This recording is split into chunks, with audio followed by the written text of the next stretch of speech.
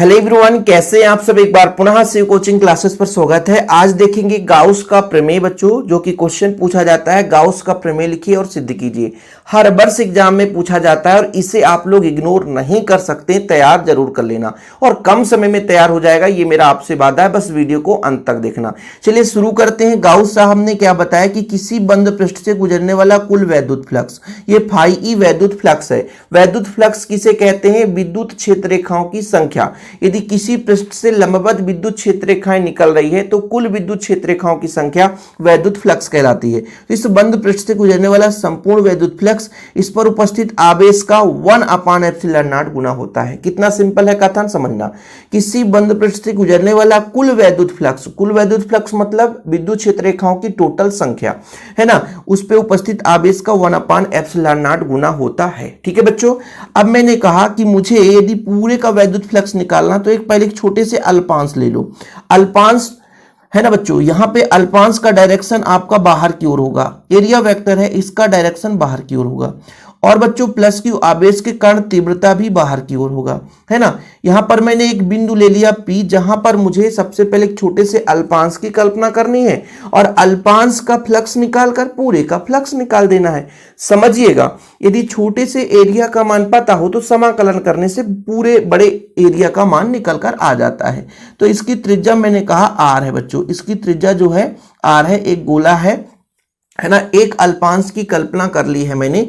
तो बिंदु P पर R दूरी पर तीव्रता कितना होगा? बिंदु P पर तीव्रता कोई बता सकता है क्या? बिंदु P पर तीव्रता कितना होगा? बड़े प्यार से बताओ। बिंदु P पर तीव्रता, तो भाई बिंदु आवेश कण R दूरी पर तीव्रता कितना होता है सर? E बराबर 1/4πε0 और आवेश बटा R², ये होता है R दूरी पर तीव्रता। ये मैंने कराया है बिंदु आवेश कण तीव्रता। कोई भी क्वेश्चन आप YouTube पे सर्च करोगे, शिव सर लिख दोगे, शिव कोचिंग क्लासेस लिख दोगे, आपको मिल जाएगा। अब थोड़ा समझना बच्चों, यहां पर तीव्रता निकल कर आ गया है। तो मैं यदि आपसे कह दूं कि जो मैंने अल्पांश लिया है, सबसे पहले ds अल्पांश लिया है, अल्पांश ds का फ्लक्स, ठीक है बच्चों। अभी आप समझो एक अल्पांश का फ्लक्स कितना होगा ना, तो अल्पांश के लिए d फाई e कर सकता हूं बच्चों। इसका फार्मूला क्या होगा? E dot ds। अल्पांश की बात कर रहा हूं, एक छोटे से अल्पांश की बात कर रहा हूं। और E डॉट ds टूटता है बच्चों, तो इसका फार्मूला क्या होता है? E ds cos theta 0 degree, क्योंकि यहां पे बच्चों दोनों एक ही डायरेक्शन में, तो थीटा 0 डिग्री है E और ds के बीच में। बच्चों E ds आ गया। ये किसके लिए आ गया बच्चों? ये किसके लिए आ गया? अल्पांश के लिए आ गया। किसके लिए आ गया? अल्पांश के लिए आ गया। यहां तक किसी को कोई प्रॉब्लम नहीं होनी चाहिए। अच्छा, E का मान कितना हमारे पास? E का मान है हमारे पास 1/4πε0 है ना बच्चों। और ये आपका Q/R², ये Q है बच्चों, ठीक है। Q/R² और ds है तो ds रहने दो, ठीक। इतना यदि आपको पता हो गया, अल्पांश का मान आ गया।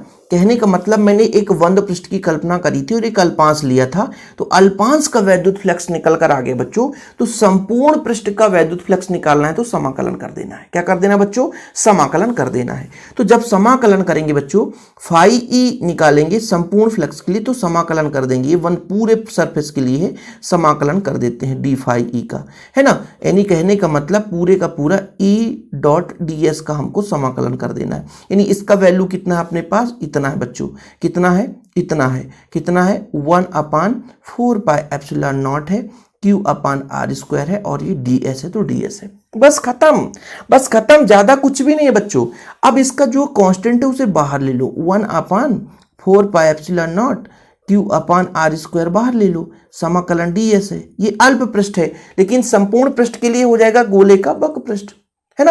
यानी गोले का पूरा पृष्ठीय क्षेत्रफल जिसे बोलेंगे बच्चों, उसी को बोलते हैं वक्र पृष्ठ, जिसका फार्मूला होता है, ये गोले का क्या है? वक्र 4πr² होता है। यहाँ पे वैल्यू पुट कर दो, तो 1/4πε0 Q/R² और यहाँ पे 4πr²।